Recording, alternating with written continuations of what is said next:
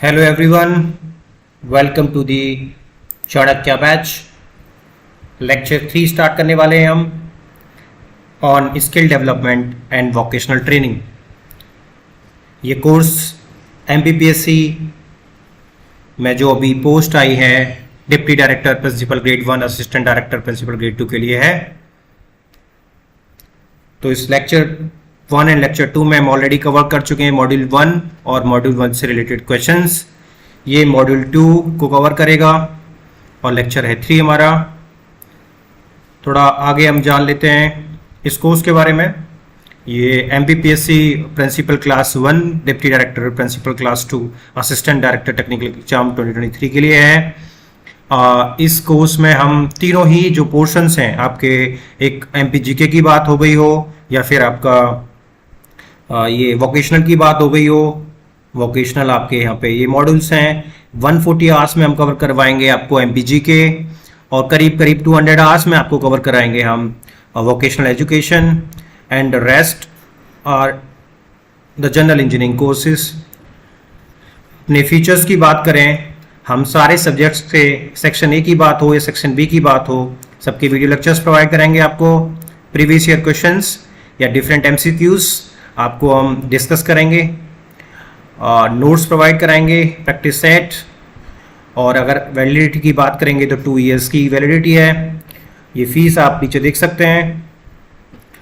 और जब हम बात करें अपने फैकल्टी मेंबर्स की, तो हमारे पास इंडिया के टॉप फैकल्टी मेंबर्स हैं।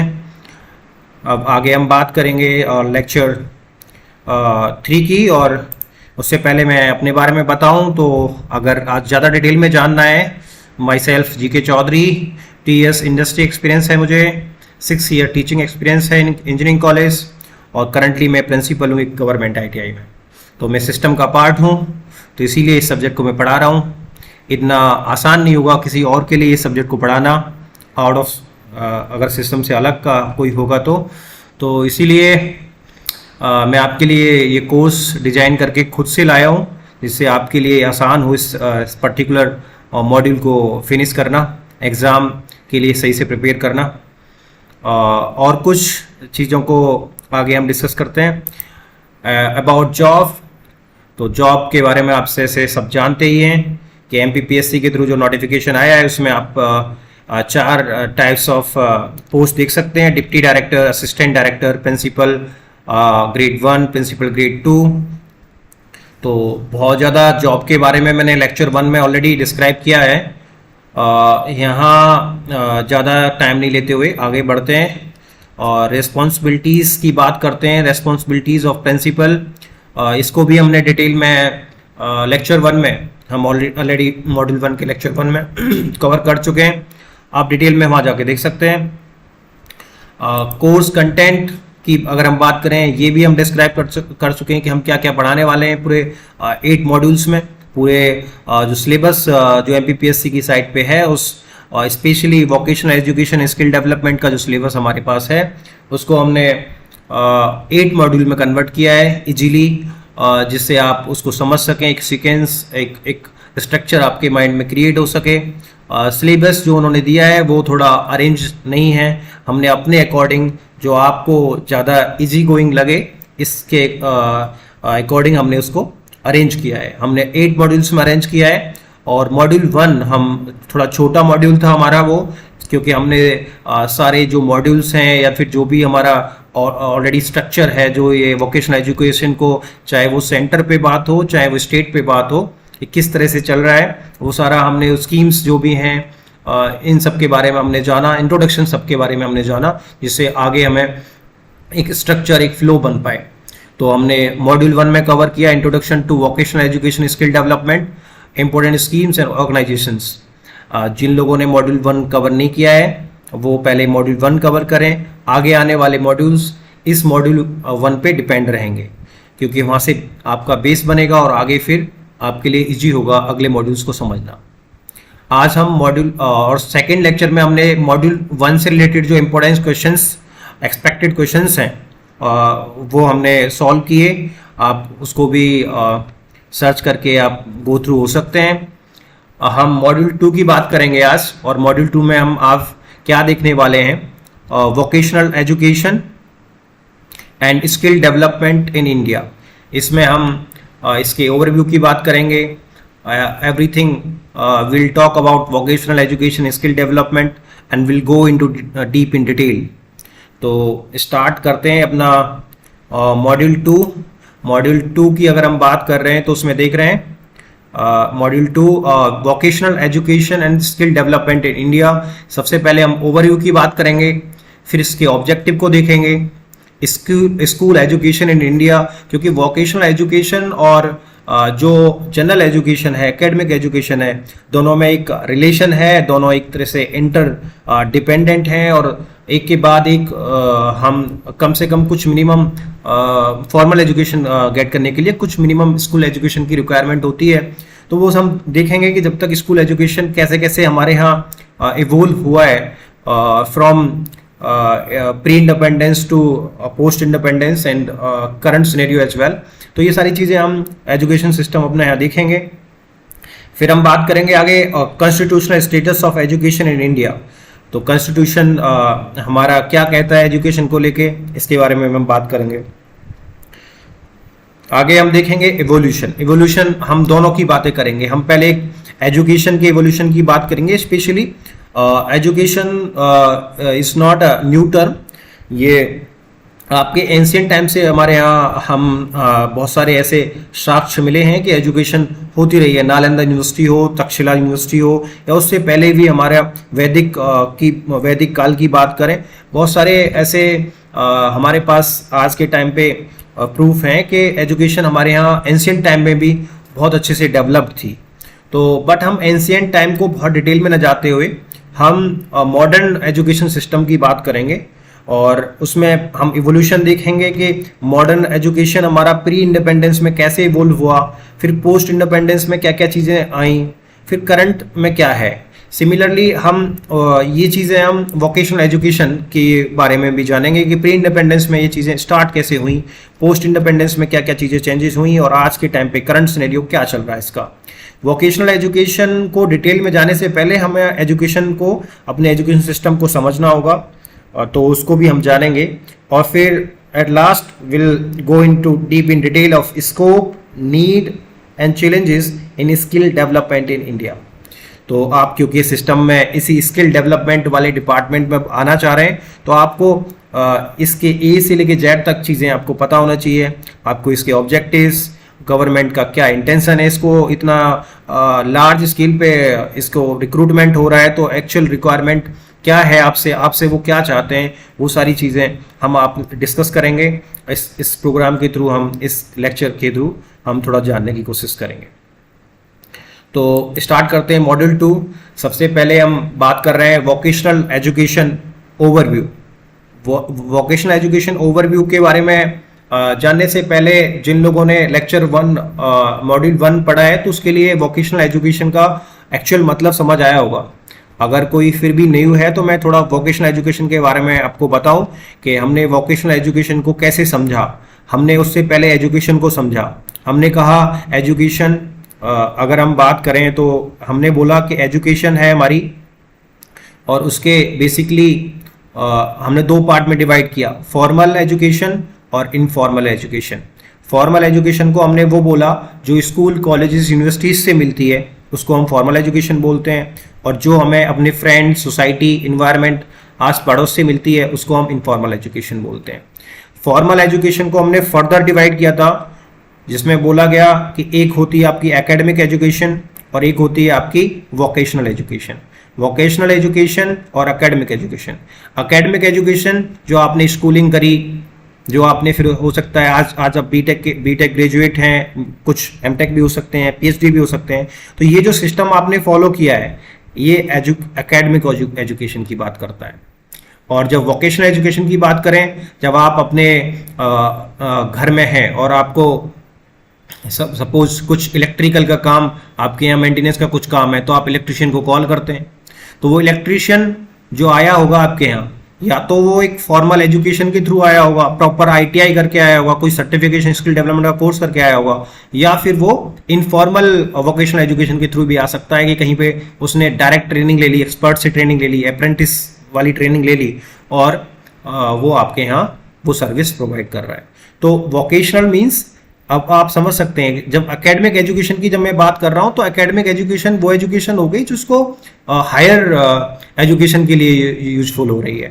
बट जब वोकेशनल एजुकेशन की बात कर रहा हूँ तो अब जो बच्चा आपके यहाँ इलेक्ट्रीशियन आया है उसका काम क्या होगा, आपके यहाँ थोड़ा काम रहा, आधा घंटे का 15 मिनट का इलेक्ट्रीशियन का काम रहा, आपको उसने 500 रुपीज चार्ज किए, आपका काम कर दिया। तो ऐसे ही करके अगर 2-4 घरों में चला गया वो, तो उसको 1000 या 1500 तक वो अर्न कर सकता है। तो इससे उसकी लाइवलीहुड अच्छी चलेगी। तो मीन्स अगर आपको लाइवलीहुड की बात करोगे, रोजी रोटी की बात करो, तो वोकेशनल एजुकेशन की बात करोगे। Academic education is kind of, आपको हायर एजुकेशन की बात हो तो आप एकेडमिक एजुकेशन की बात करते हो। तो वोकेशनल एजुकेशन के आगे हमने कई सारे उसके कंपोनेंट भी देखे थे, एलिमेंट्स भी देखे थे कि आपको नॉलेज, स्किल और एटीट्यूड की बात हुई थी। तो नॉलेज मतलब व्हाट वी नो, जो हम जानते हैं। स्किल मीन्स उसको अप्लाई करना, कि उस नॉलेज के बेसिस पे आपने क्या किया।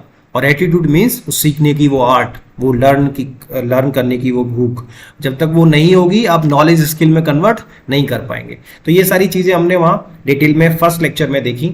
आज हम देख रहे हैं वोकेशनल एजुकेशन ओवरव्यू। तो वोकेशनल एजुकेशन को national working group on vocationalisation, उनके चेयरमैन थे कुलंदन स्वामी। ये करीब 1980s में ये ग्रुप बना, national working group on vocationalisation of education, under the chairmanship of professor Kulandai Swamy. 1980s में, इसको हम डिटेल में जानेंगे इसने क्या क्या रिकमेंडेशंस दी और क्या क्या एनालिसिस करी। तो इसने वोकेशनल एजुकेशन को कुछ डिफाइन किया है। इन्होंने बोला है vocational education covers education and skill development at all levels both through formal and non formal programmes. अब जैसे अभी मैंने आपको डिस्कस किया, वो इलेक्ट्रीशियन आपके यहाँ आया है कि वो प्रॉपर ITI करके आया है या नॉन फॉर्मल प्रोग्राम्स, मींस कहीं किसी इलेक्ट्रीशियन के शॉप पे सीख गया है, किसी ऑलरेडी एक इलेक्ट्रीशियन बंदे से सीख गया है। तो इस तरह की जितनी भी ये वोकेशनल एजुकेशन के अंडर में आता है। नॉन फॉर्मल अगर वोकेशनल करके आ रहा है बंदा, तो ये काइंड ऑफ उसके अंदर वो स्किल डेवलप हो गई, और वो स्किल डेवलप हो गई, उससे वो अर्निंग कर रहा है, तो लाइवलीहुड जनरेट हो रही है। तो इन्होंने क्या किया है कि फॉर्मल और नॉन फॉर्मल जितने भी प्रोग्राम्स हैं सबको इंक्लूड कर लिया है वोकेशनल एजुकेशन। तो ये एक डेफिनेशन है जो किसने दी है, national working group on vocationalisation of education, जो करीब 1980s में दिया था, और उसके जो चेयरमैन थे प्रोफेसर कुलंद स्वामी। तो ये अपने आप में अभी क्वेश्चंस कहीं अलग से नहीं बनेंगे, क्वेश्चन यहाँ से भी बन सकता है। The national working group on the vocationalisation on education, who was the chairman of that particular group। तो कौन थे, प्रोफेसर कुलंद स्वामी। कब स्टेब्लिश हुआ, ये चीज़ें हम डिस्कस करेंगे। आगे हम जानते हैं, देखिए वोकेशनल एजुकेशन कोई आज का कोई नया टर्म नहीं है, कोई मॉडर्न टर्म नहीं है। ये चीज़ें एंशिएंट टाइम से चली आ रही हैं। इसको समझने के लिए कैसे चली आ रही हैं, इसको हम, जिन लोगों ने एंशिएंट हिस्ट्री की बात पढ़ी होगी, एंशिएंट हिस्ट्री पढ़ी होगी, तो सबसे पहले हम हिस्ट्री में स्टार्ट करते हैं जो स्टोन एज स्टार्ट करते हैं। फिर उसके बाद आपका मोहनजोदारो, हड़प्पा कल्चर आता है। तो हड़प्पा में आपने देखा होगा बहुत सारे इंडस्ट्री सेंटर्स चल रहे थे। तो इंडस्ट्रीज, कहीं पे वो मोती बनते थे, कहीं पे कुछ पर्टिकुलर व्हील बन रहे हैं, कहीं कुछ डिफरेंट जो वहाँ पे उस टाइम पे वेपन यूज़ करते थे, और जो फैशन वगैरह के लिए जो उस टाइम पे मैन और वुमेन जो फैशन करते थे, उसके लिए डिफरेंट जो ऑर्नामेंट्स होते हैं उनकी मैन्युफैक्चरिंग होती थी। एक चानोदारो करके एक साइट है, वहाँ पे पाए गए हैं उसके साक्ष्य। मोहनजोदारो में भी बहुत सारी चीज़ें ऐसी पाई गई हैं, और कालीबंगम में ऐसी चीज़ें पाई गई। इसका मतलब वहाँ पे इंडस्ट्रियल सेंटर्स थे। वो हड़प्पन जो कल्चर है हमारा, टोटल सिटी बेस्ड कल्चर था। तो वहाँ पे उन सिटीज़ में इंडस्ट्रियल सेंटर्स थे। और तो जाहिर सी बात है, जब इंडस्ट्रियल सेंटर्स रहे होंगे तो उनके यहाँ ट्रेनिंग भी हुई होगी, उनके यहाँ प्रॉपर उनको ट्रेनिंग इम्पार्ट करी गई होगी। और ट्रेनिंग इम्पार्ट करना मीन्स वो वोकेशनल एजुकेशन वहाँ भी रही होगी। बिना वोकेशनल एजुकेशन के वो ट्रेनिंग या फिर वो पर्टिकुलर जो इंडस्ट्री है वो रन ही नहीं कर सकती थी। तो वोकेशनल, अगर यहाँ पे हम देखें, vocational education of an informal nature dates back to informal nature means proper ऐसे सिस्टम नहीं था, जैसे कि कोई ITI सर्टिफिकेट थोड़ी ना मिलता होगा, बस चीज़ें समझा दी। अब आपने देखा होगा कि ब्रॉन्ज स्टैचू बनाते थे वो, तो धोला डिफरेंट जो एक टेक्निक्स होती थी उनके थ्रू आप ब्रॉन्ज के स्टैचू बनाते थे। तो वो जो पॉसिबल हो पाई थी चीज़ें, वो कैसे पॉसिबल हो पाई थी? क्योंकि वोकेशनल एजुकेशन थी, बट कैसी थी? इनफॉर्मल नेचर थी, एक दूसरे को इम्पार्ट कर रहे थे without proper certification and all these things. Dates back to the earliest civilisation, करीब ये उसी हड़प्पन कल्चर की बात हो रही है, मोहनजोदारो, हड़प्पा, वो वाले टाइम की बात हो रही है। इवन स्टोन एज में भी वो डिफरेंट इक्विपमेंट्स बना रहे थे, स्टोन को मोल्ड करके बना रहे थे, तो वो कहीं ना कहीं एक एजुकेशन इम्पार्ट हो ही रही थी, तो वोकेशनल एजुकेशन ही इम्पार्ट कर रहे थे उस टाइम पे।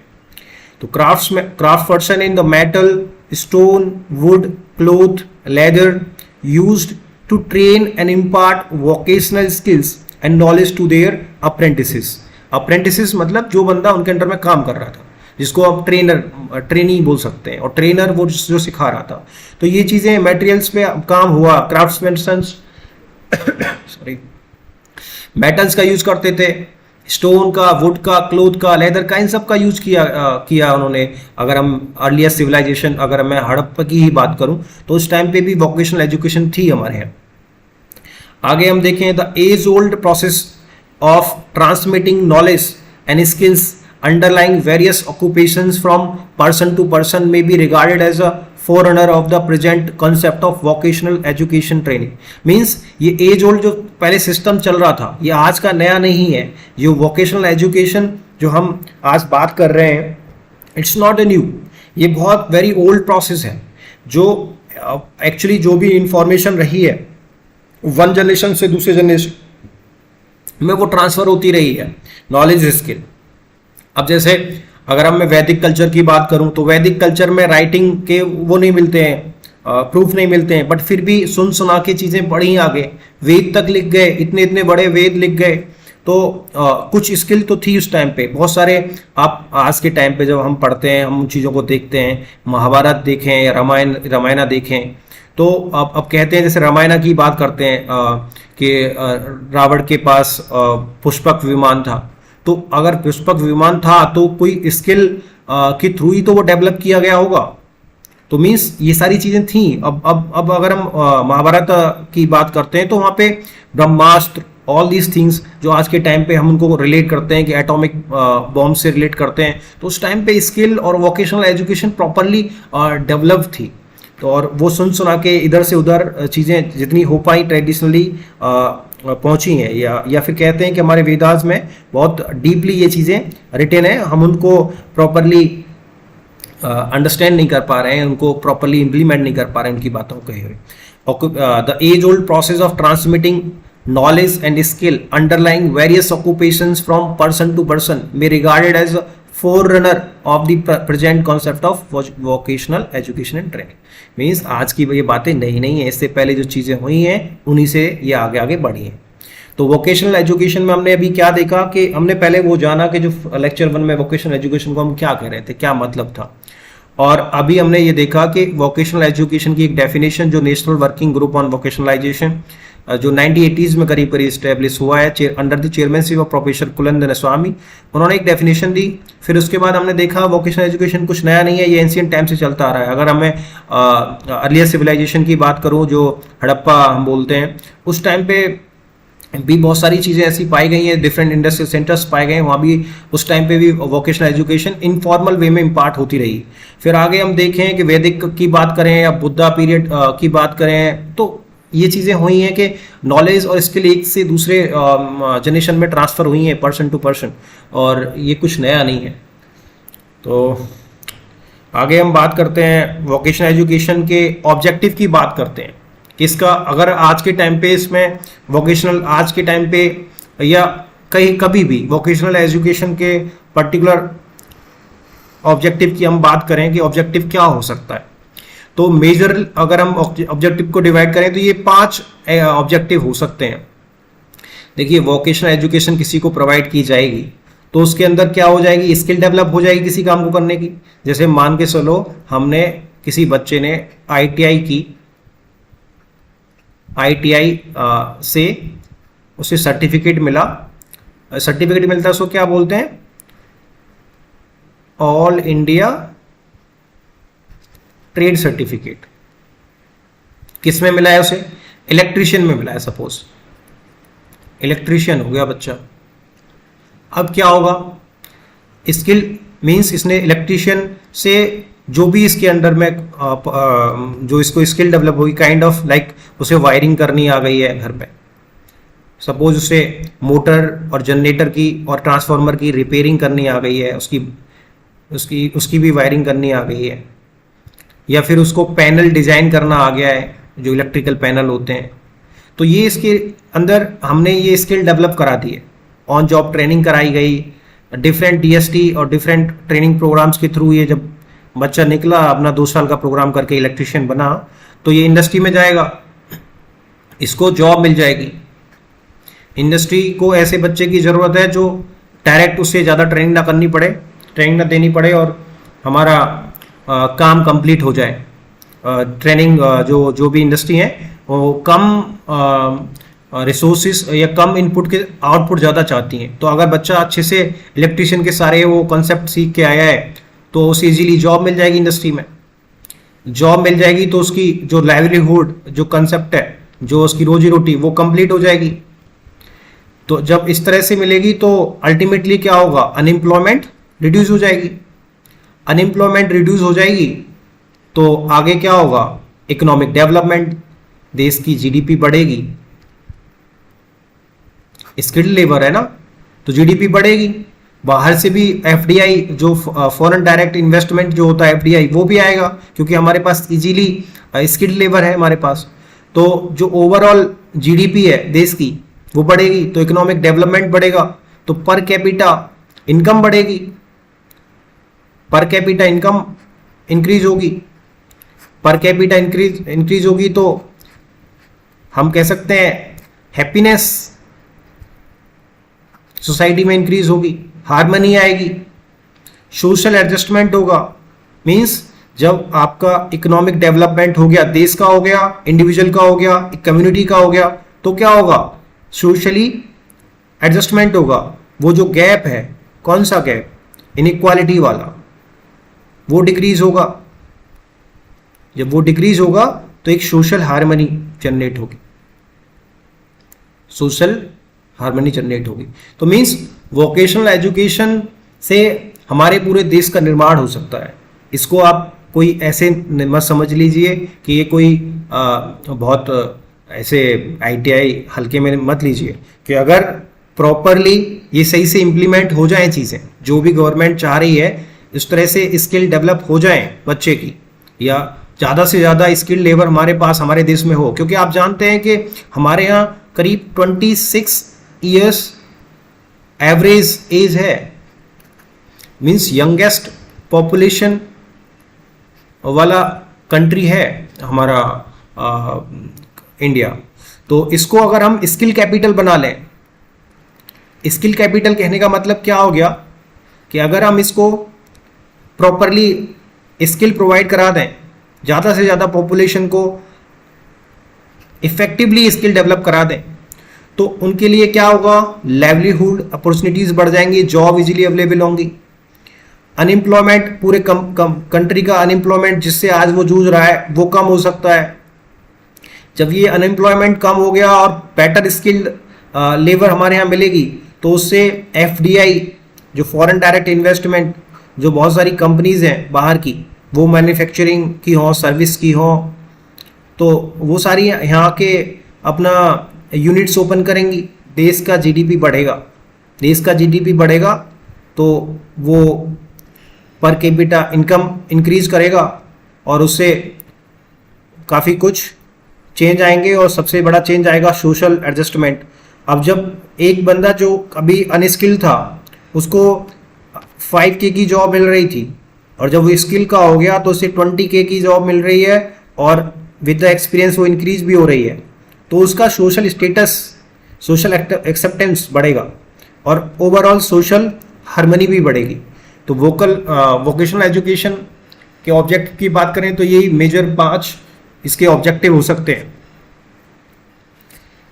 आगे हम बात करते हैं education system in India. Education system in India की जब हम बात करेंगे तो वैसे सब जानते हैं, बट ये जानना जरूरी है क्योंकि ये और थोड़ा डिटेल में जानना जरूरी है। हम स्कूल एजुकेशन की जब हम बात करते हैं तो सबसे पहले स्टार्ट होता है हमारा अर्ली एजुकेशन। जो आपका अर्ली एजुकेशन स्टार्ट होता है ये करीब 3 to 6 ईयर्स जो एज होती है बच्चे की, ये प्री स्कूल जिसे हम बोलते हैं, प्री स्कूलिंग, इसको बोलते हैं अर्ली एजुकेशन। जब हम प्राइमरी एजुकेशन की बात करते हैं तो ये करीब 6 to 14 ईयर्स की बात होती है। 6 to 14 ईयर्स क्लास की अगर हम बात करें तो 1st to 8th क्लास तक ये कवर करता है प्राइमरी एजुकेशन। फिर हम सेकेंडरी एजुकेशन की बात करते हैं तो ये हमारा 9th and 10th means high school को कवर करता है।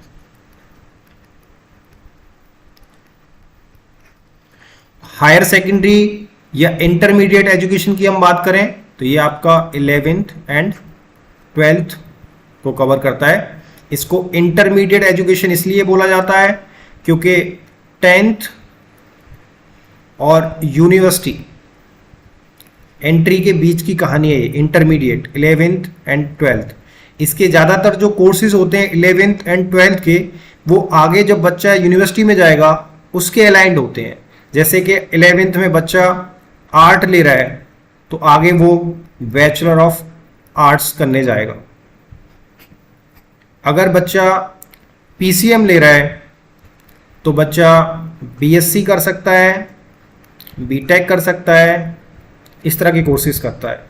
जब पीसीबी लेता है तो वो एमबीबीएस भी कर सकता है। Kind of I think you are getting this why 11th and 12th is called as intermediate. Intermediate किसका इंटरमीडिएट? ये हाई स्कूल का और यूनिवर्सिटी के बीच का एक इंटरमीडिएट एजुकेशन है। इंटरमीडिएट में क्या करते हैं, ज़्यादा से ज़्यादा जो यूनिवर्सिटीज़ के जो प्रोग्राम्स हैं उनको यहाँ पे ट्रेन कर लेते हैं, उनको बेसिक प्रोवाइड करते हैं, जिससे यूनिवर्सिटी में जब बच्चा जाए तो उसको कुछ नया ना लगे। स्टार्टिंग में जब हम प्री इंडिपेंडेंस की बात करेंगे तो वहाँ पे बहुत टाइम तक 10th के बाद 10th तक ही स्कूलिंग होती थी और 10th के बाद डायरेक्ट यूनिवर्सिटी में बच्चे चले जाते थे। तो उससे दिक्कतें आई, बहुत सारी यूनिवर्सिटीज़ ने कुछ कुछ नए रिकमेंडेशंस दिए। उसके बाद 11th 12th इंट्रोड्यूस किया गया कि यूनिवर्सिटी एजुकेशन, जब बच्चा 10th के बाद डायरेक्ट यूनिवर्सिटी में जा रहा था तो उसको बेसिक क्लियर नहीं हो रहे थे। अगर हम अपने फिलहाल के सिस्टम की बात करें, अभी हमारे यहाँ ये जनरल सिस्टम चलता है 10+2+3। अभी नेशनल एजुकेशन पॉलिसी में कुछ चीज़ें चेंज हुई हैं, वो क्या हुई हैं उनको हम डिटेल में आगे जानेंगे। पर फिलहाल ये 3 और 4 डिपेंड अपॉन द कोर्स कैसा है। जैसे बीटेक वालों के लिए 4 इयर्स का हो जाता है, और जो नॉन प्रोफेशनल जो ग्रेजुएशंस जो होती हैं बीए बीएससी बीकॉम, वो 3 इयर्स का होता है। तो ये 10+2+3 ये यूनिवर्सिटी एजुकेशन के लिए कंप्लीट सिस्टम है जो ग्रेजुएट होके जा रहा है। तो ये हमारे यहाँ एजुकेशन सिस्टम की बात की हमने। आगे बढ़ते हैं।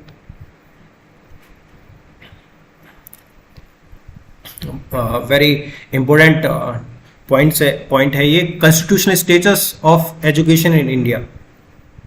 देखिए एजुकेशन का कॉन्स्टिट्यूशन में कहाँ कहाँ मेंशन है और उसका क्या क्या किस किस तरीके से उसका मेंशन है, हम ये सारी चीज़ें यहाँ जानेंगे। देखिए पॉलिटी आपने पढ़ी होगी, तो पॉलिटी में फंडामेंटल राइट्स आपने पढ़े होंगे, DPSPs directive principles of state policy ये भी आपने पढ़े होंगे, फंडामेंटल ड्यूटीज़ आपने पढ़ी होंगी। तो अब हम ये पहले ये चेक करेंगे कि ये कहाँ कहाँ मेंशन है और इसका क्या रोल है। देखिए फंडामेंटल राइट्स कई सारे होते हैं, हमें उसी से मतलब है अभी यहाँ पे जो हमारा मतलब यहाँ पे इस पर्टिकुलर जो कोर्स के लिए इम्पोर्टेंट है। जैसे आर्टिकल 21A की हम बात करेंगे, तो आर्टिकल 21A आया है मींस ये ओरिजिनल नहीं रहा होगा, इसको कॉन्स्टिट्यूशनल अमेंडमेंट एक्ट के थ्रू ऐड किया गया है। तो वो कॉन्स्टिट्यूशनल अमेंडमेंट एक्ट क्या है, कौन से नंबर का है, तो वो 86th कॉन्स्टिट्यूशनल अमेंडमेंट एक्ट 2002, इसके थ्रू इसको इंट्रोड्यूस किया गया आर्टिकल 21A को। राइट टू एजुकेशन एक फंडामेंटल राइट नहीं था, 2002 से पहले इसको 86 कॉन्स्टिट्यूशनल अमेंडमेंट एक्ट के थ्रू इंट्रोड्यूस किया गया 21A। तो ये क्या कहता है, ये है राइट टू एजुकेशन। अच्छा, ये जब आ गया तो उसके बाद चीज़ें, अब स्टेट ये क्या कहता है, अल्टीमेटली ये कहता क्या है, ये कहता है state shall provide free and compulsory education to all children of the age group from 6 to 14 years. Means ये स्टेट को बाइंड करता है, फंडामेंटल राइट बाइंड करता है स्टेट को। क्या कहता है स्टेट से कि आपको 6 ईयर से लेके 14 ईयर ऑफ द जो बच्चा है उसको एजुकेशन देना, फ्री एजुकेशन देना और कंपलसरी है ये देना, ये कहता है फंडामेंटल राइट। अगर इसको ये बाइंड कर रहा है तो स्टेट की रेस्पॉन्सिबिलिटी होगी, तो वो कैसे इंप्लीमेंट करेगा, इसको इंप्लीमेंट करने के लिए राइट टू एजुकेशन एक्ट 2009 में पार्लियामेंट पास करती है और उसी में यही सब कहती है कि बच्चे को कैसे कैसे वो एजुकेशन प्रोवाइड कराई जाएगी, वो सारा डिटेल में उसमें। तो क्वेश्चन पूछा जा सकता है, the article 21 introduce in the Constitution by which amendment act, Constitution Amendment Act, the 86th Constitution Amendment Act। और कौन सा फिर उन्होंने एक्ट पार्लियामेंट ने पास किया, 2009 में पास किया, राइट टू एजुकेशन, जो free and compulsory education to the children. ये हमने बात की फंडामेंटल राइट की। आर्टिकल 21A बात करता है, एजुकेशन की बात करता है, जो कहता है राइट टू एजुकेशन एक फंडामेंटल राइट है, जो अगर कोई वायलेट करता है तो उस पर वो बाइंडिंग है, उस पर लीगल एक्शन लिया जा सकता है। DPSP क्या है, directive principle of state policy, कि स्टेट को क्या करना चाहिए, स्टेट उसको करने में बाइंड नहीं है, उसको ये करना चाहिए। ये directive principle of state policy है, स्टेट को क्या अपने पॉलिसी बनाते टाइम इन प्रिंसिपल्स को यूज करना है, उसका मतलब ये है। तो उसी में अगर हम आर्टिकल 45 की बात करेंगे तो आर्टिकल 45 भी क्या कहता है, देखिए ये तो बाइंडिंग हो गया, 6 to 14 years of education provide करना बाइंडिंग हो गया, but early child care and education अभी बाइंडिंग नहीं है। तो ये कहता है कि इसको भी करे, वो कौन सी, अर्ली एजुकेशन की बात हो रही है। अर्ली एजुकेशन जो हमने अभी देखी, प्री स्कूलिंग की जो बात हुई, 3 to 6 ईयर्स वाली जो बात हो रही है, ये स्टेट को बोला गया है, स्टेट को बोला गया है कि अब 3 से 6 ईयर की जो फ्री एजुकेशन कंपलसरी करके आइए, करिए, बट ये बाइंडिंग नहीं है क्योंकि ये DPSP है। अगर ये फंडामेंटल राइट होता तो बाइंडिंग होता। तो आपने देखा होगा जो आपके प्राइमरी स्कूल्स होते हैं रिमोटली जो विलेजेस में होते हैं, वहाँ पे क्लासेस फर्स्ट से स्टार्ट होती हैं, तो फर्स्ट से लेके बच्चे को 8th तक पढ़ाना ये स्टेट को बाइंडिंग है, बट बच्चे को प्री स्कूलिंग देना ये बाइंडिंग नहीं है। बट स्टेट से बोला गया है ये बात कि जहाँ तक हो सके आप ट्राई करिए कि अर्ली एजुकेशन को प्रोवाइड कराइए, 3 to 6 ईयर, उसकी चाइल्ड केयर भी करिए, उसको प्रॉपर न्यूट्रिशन की भी बात करिए और उसको एजुकेशन भी देने की कोशिश करिए। आगे फंडामेंटल ड्यूटीज में देखिए, ये तो ये एक तरह से ड्यूटी ही है, ये किसकी ड्यूटी है, बट स्टेट की ड्यूटी है। और ये किसकी ड्यूटी है, ये एक सिटीजन की ड्यूटी है। अब ये तो हमने स्टेट से बोला है कि स्टेट क्या करे, स्टेट अपने बच्चों को जो 3 से 6 ईयर्स वाले एज ग्रुप के बच्चे हैं उनको अर्ली एजुकेशन प्रोवाइड करे, उनकी केयर प्रोवाइड करे, आर्टिकल 45 ये कहता है। बट फंडामेंटल ड्यूटीज की जब हम बात करते हैं, फंडामेंटल ड्यूटीज कौन से आर्टिकल में आता है, आर्टिकल 51A। ए क्यों है? क्योंकि ये ओरिजिनल कॉन्स्टिट्यूशन में नहीं था, बाद में 42nd कॉन्स्टिट्यूशनल अमेंडमेंट एक्ट के थ्रू इनको इंट्रोड्यूस किया गया और इनको माना गया कि सिटीजन के कुछ ड्यूटीज़ होनी चाहिए करने के लिए। ये भी वायलेट करेगा तो ऐसे कुछ लीगली कुछ बाइंडिंग नहीं है, बट ये स्टेट एक्सपेक्ट करता है कि अगर फंडामेंटल राइट्स आप हमारे लिए बाइंडिंग है तो फंडामेंटल ड्यूटीज़ आपके लिए बाइंडिंग है। तो सिटीजन की ये ड्यूटी है। अब क्या है, इस एजुकेशन से रिलेटेड है। अगर बच्चे भेजे, अगर अपने बच्चे को पिताजी माताजी भेजेंगे ही नहीं तो उसको एजुकेशन कैसे मिल जाएगी? तो ये ड्यूटी हो जाती है, किसकी ड्यूटी हो जाती है? ये ड्यूटी हो जाती है एवरी पेरेंट की, to provide opportunities to his और her child education from 6 to 14 years. अगर स्टेट क्या कर रहा है? देखिए, स्टेट दे रहा है आपको 6 से 14 ईयर्स कंपलसरी एजुकेशन दे रहा है, तो वो पॉसिबल कब हो पाएगी? जब आपको फंडामेंटल ड्यूटी करनी पड़ेगी। अगर आप पेरेंट्स हैं तो पेरेंट्स की ये कंपलसरी ड्यूटी है कि उसको अपॉर्चुनिटी दें, बच्चे को अपॉर्चुनिटी दें। क्या अपॉर्चुनिटी दें? कि वो स्कूल जाए। किस एज ग्रुप की बात कर रहे हैं? 6 to 14 ईयर्स एज ग्रुप की बात हो रही है कि ये इनसे कह रहा है पेरेंट्स जब इसको यहाँ से भेजेंगे स्कूल तभी तो स्टेट उनको एजुकेशन दे पाएगा, जो प्राइमरी एजुकेशन है उसको तभी तो दे पाएगा। तो फंडामेंटल ड्यूटी है ये सिटीजन की, कि सिटीजन क्या कर रहे हैं, मतलब पेरेंट्स अपने बच्चे को उधर भेजें जिससे कि जो फंडामेंटल राइट है जो प्रॉपरली उसका यूटिलाइजेशन हो सके। आगे हम बात करें कॉन्करेंट लिस्ट। देखिए, कॉन्करेंट लिस्ट और 42nd कॉन्स्टिट्यूशनल अमेंडमेंट एक्ट की हम बात कर रहे हैं। तो कॉन्करेंट लिस्ट की जब हम बात करेंगे तो पॉलिटी में आपने देखा होगा कि हमारे यहाँ जो सिस्टम चलता है इंडिया में, हम फेडरल सिस्टम फॉलो करते हैं। फेडरल सिस्टम अगर हम फॉलो करते हैं तो उसमें दो चीज़ें हैं, दो तरीके से देश चलता है, एक सेंटर गवर्नमेंट और एक स्टेट गवर्नमेंट।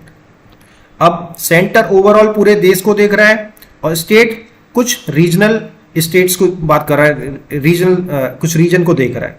तो इनमें आपस में कन्फ्लिक्ट ना हो, किस सब्जेक्ट को कौन करे, उसके लिए कॉन्स्टिट्यूशन में एक ऐसा प्रोविजन है, आर्टिकल 246 में ये बातें मेंशन हैं। आर्टिकल 246 कह लीजिए या फिर शेड्यूल 7 कह लीजिए, एक शेड्यूल बना हुआ है, शेड्यूल 7 में वो लिस्ट दी हुई है। उसमें क्या कहा गया है कि 3 तरह की लिस्ट हैं।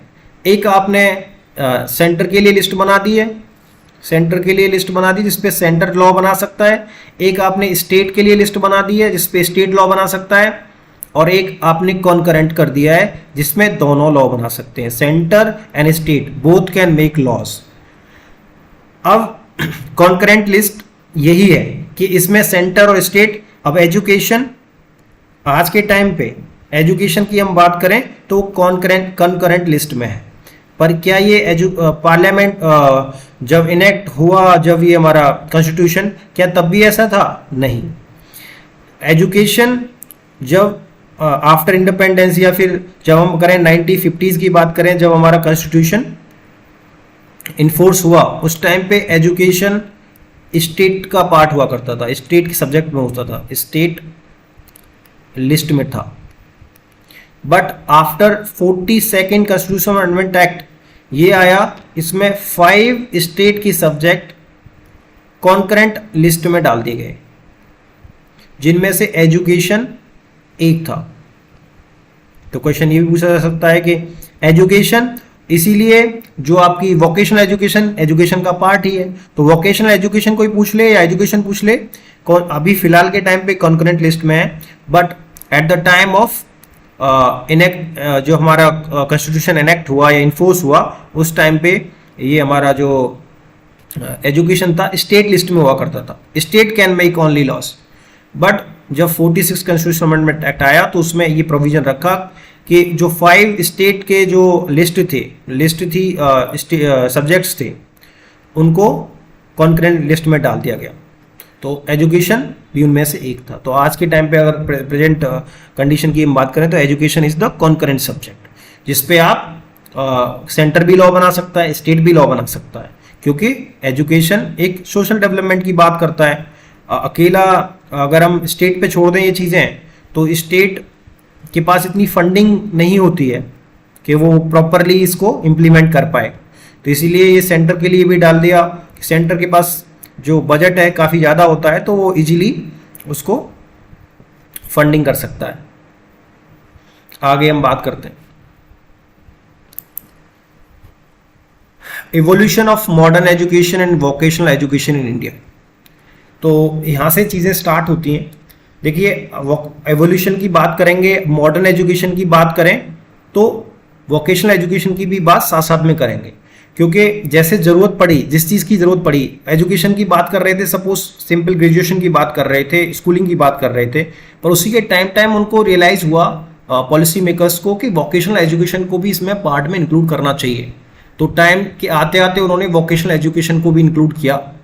तो वोकेशनल एजुकेशन को जब उन्होंने इंक्लूड किया है तो बीच बीच में ही ये चीज़ें आएंगी, जब हम डिफरेंट रिपोर्ट्स, डिफरेंट कमीशंस और डिफरेंट कमेटीज़ की डिटेल में जाएंगे तो वोकेशनल एजुकेशन को कहीं ना कहीं वो उसको डिस्क्राइब किया है उन्होंने, उनको अपने पार्ट में, अपने सिस्टम में रखने की बात कही है। तो हम उसको ओवरऑल सिस्टम को देखेंगे और फिर उनमें ये देखेंगे कि वोकेशनल एजुकेशन की बात क्या कर रहा है।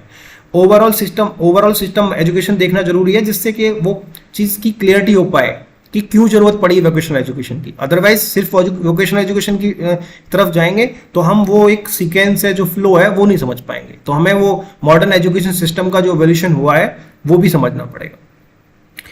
आगे हम पहले पढ़ते हैं कि a large number of children and the youth in rural and urban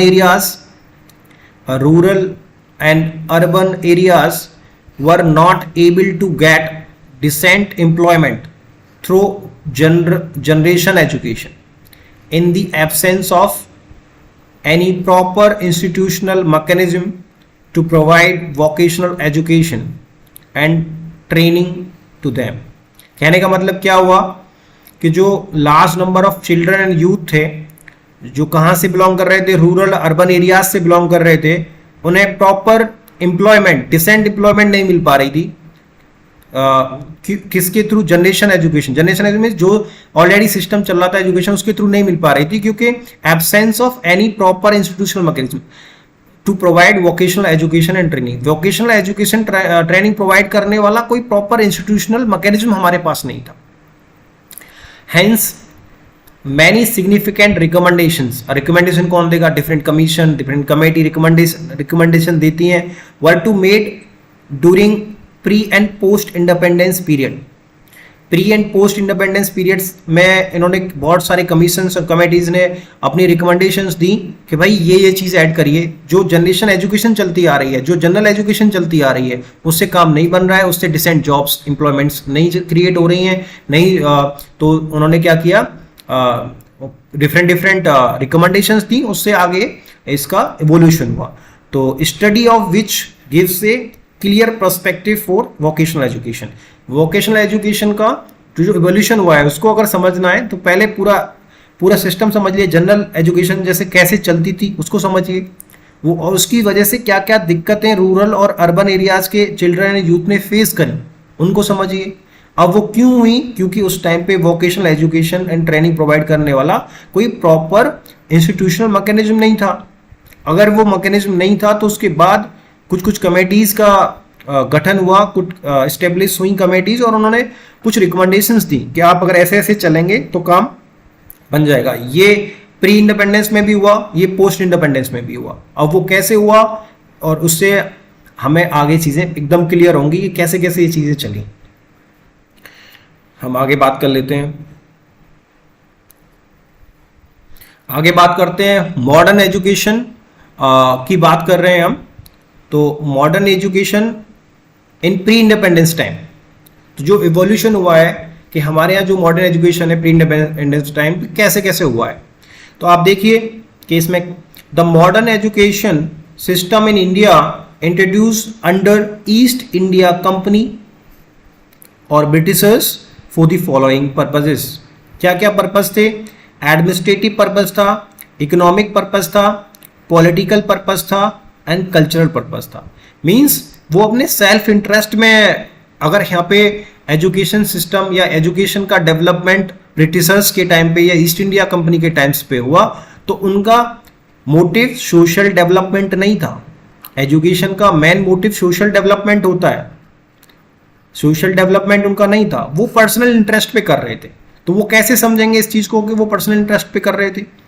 उनका एडमिनिस्ट्रेटिव रीजन था। अब administrative reason East India Company, उसके एम्प्लॉयज यहाँ पे इन स्टार्टिंग में अगर देखा जाए तो जब ईस्ट इंडिया कंपनी जो प्लासी का जो वॉर होता, प्लासी बैटल जो 1857 में होता है, फिर बक्सर 1862 में होता है, उसके बाद ईस्ट इंडिया कंपनी एक कॉमर्शियल कंपनी नहीं रही थी, वो एक पॉलिटिकल और एडमिनिस्ट्रेटर की तरह काम करने लगी थी। वो एक बंगाल वाले रीजन में प्रॉपर उनका राज चल रहा था, प्रॉपर उनका एडमिनिस्ट्रेशन चल रहा था।